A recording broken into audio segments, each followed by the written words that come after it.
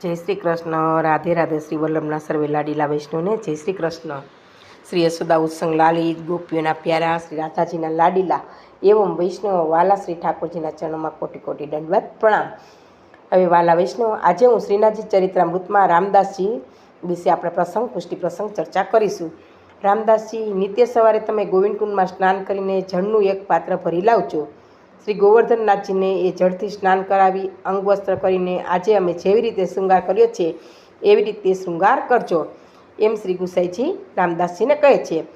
ભગવતી ઈચ્છાથી જે સામગ્રી પ્રાપ્ત થાય એનો શ્રીજીને ભોગ ધરજો અને તે મહાપ્રસાદથી તમારો નિર્વાહ કરજો। दूध, दही, माखण वगैरह तो रजवासी धरावे ज छे, एटले तमारे चिंतानुं कोई कारण ज नथी।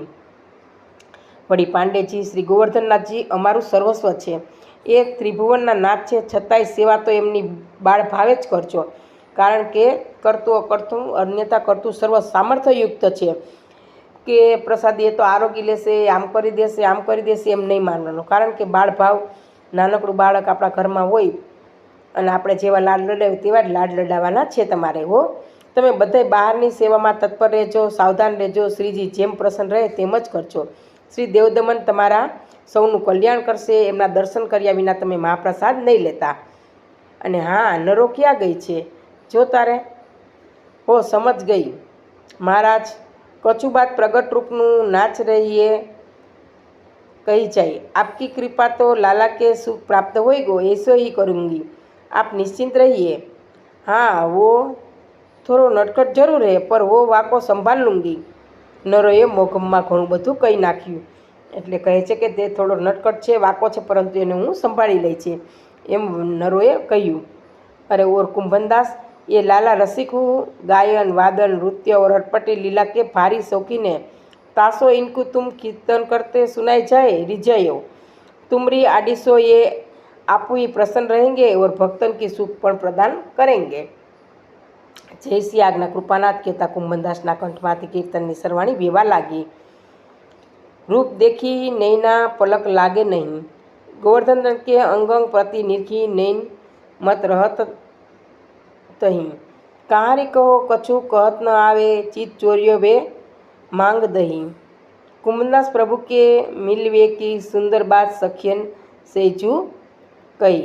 एटले आ रीते कुंभनदास कृष्णना कहे छे के कृष्णने जोया विना एटले के नटखट नेणने जोया विना आपणे एनी लीला हूँ कई रीते करूँ, एटले के ज्यारे सुधी रूप नेन पलक न निहाळुं त्यां सुधी गोवर्धननाथनी कई रीते हूँ कीर्तन करूँ ए रीते कुंभनदास पण कहे छे। तो वाला वैष्णव, आज आ प्रसंग हूँ अहींया पूरो करूँ छूँ। આપણે હવે એક હિન્દીમાં વ્રજ की गोपिकाए એ પ્રસંગ જોઈએ। वाला वैष्णव, ऐसी थी व्रज की गोपिकाए, श्याम सुंदर उस गोपी पर बलिहारी जाते हैं और बोले, तू धन्य है गोपी और तेरा प्रेम भी धन्य है, तुम्हारे प्रेम ने तो नंद भवन में बरसाना दिखा दिया है। એટલે કે બરસાના જેટલું જ પ્રેમ છે નંદભુવનમાં, જાણે બરસાના ઊભું થયું એટલું જ પ્રેમ અહીંયા જોવા મળે છે, એમ કહે છે। एक बार श्याम सुंदर अपना श्रृंगार कर रहे थे, तभी श्याम सुंदर ने कुछ सोचकर नंदगांव की गोपियों को बुलाया और कहा कि अभी तुम बरसाना जाओ और ये पता लगाना कि हमारी प्राण प्यारी ने आज कैसे वस्त्र धारण किए हैं। देखो विष्णु, कैसा भाव है ठाकुर जी का। तो आज हम भी वैसे ही पोशाक धारण करेंगे। आज तो राधे जैसे ही वस्त्र धारण करके ही निकुंज में जाएंगे, और तो हमें देखकर राधा जी भी अचंभित हो जाएंगी। जब नंदगांव से गोपियाँ भी बरसाना पहुँची तो कुछ मंजरिया श्री राधा रानी का श्रृंगार कर रही थी और कुछ मंजरिया बाहर खड़ी थी। उन्होंने गोपियों को अंदर जाने नहीं दिया। गोपियों ने बहुत अनुरोध किया कि सिर्फ एक झलक तो प्यारी की निहारवे को, फिर हम यहाँ से चली जाएंगी। मंजरी ने कहा कि एक शर्त की कि कोई एक गोपी अंदर जाएगी। फिर एक गोपी अंदर श्री राधा जी के दर्शन करने गई। गोपी बिना बाल के झपकाए श्री राधे की झलक के दर्शन कर रही थी। फिर उस गोपी ने तुरंत अपने नेत्र बंद कर दिए और बंद नेत्रों से ही बाहर आकर दूसरी गोपी को कहा कि अरे सखी, जल्दी से मुझे नंदगांव ले चलो। सभी सखियों ने कहा कि पहले श्री राधे के श्रृंगार का वर्णन तो कर सही। गोपी ने कहा कि पहले जल्दी से मुझे श्याम सुंदर के पास तो ले जाओ, वहीं पर बताती हूँ।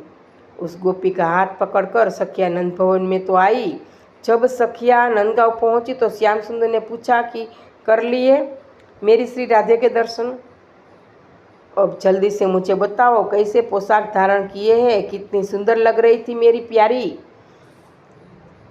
तब गोपी ने कहा कि सावरे, हमारी प्राण प्यारी को बड़े प्रेम से संभाल कर मेरे इन नेत्रों में संभाल रख कर लाई हूँ, समा कर लाई हूँ। लो, अब मैं नेत्र खोल रही हूँ, आप मेरे नेत्रों में झांक कर प्राण प्यारी का दर्शन कर ले। देखो गोपी तो कितना भाव था वैष्णव कि उसने आँख में बसा लिया, इसलिए आँख नहीं खोलती थी। कृष्ण के पास आकर उसने आँख खोली। हाँ, कितना अद्भुत भाव है, कितना समर्पित भाव है। ऐसा अद्भुत और समर्पित भाव सिर्फ ब्रज की गोपिका ही कर सकती है।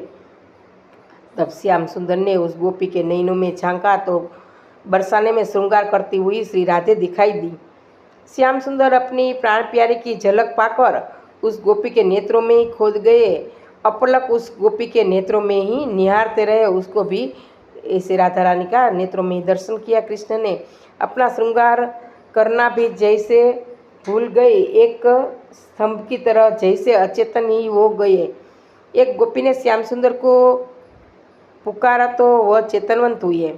श्याम सुंदर उस गोपी पर बलिहारी चाहते हैं और बोले, तू धन्य है गोपी, और तेरा प्रेम भी धन्य है। तुम्हारे प्रेम ने तो नंद भवन में भी बरसाना दिखा दिया। એટલે કે बरसाने में जो राधा जी का वो श्रृंगार और राधा जी का जो चेहरा लेके आँख में आई तो बोले, आज नंद भवन में बरसाना हो गया। फिर श्याम सुंदर ने श्री राधे जैसा ही श्रृंगार और पोशाक धारण किए। जिस गोपी के नेत्रों में भी राधे देखी थी उसे कहा कि अब तुम अपने नेत्रों में मेरी छवि को बंद कर लो। उस गोपी ने श्याम सुंदर को भी अपलक निहाल कर उसे थोड़ी देर में अपने नेत्रों को बंद कर दिया।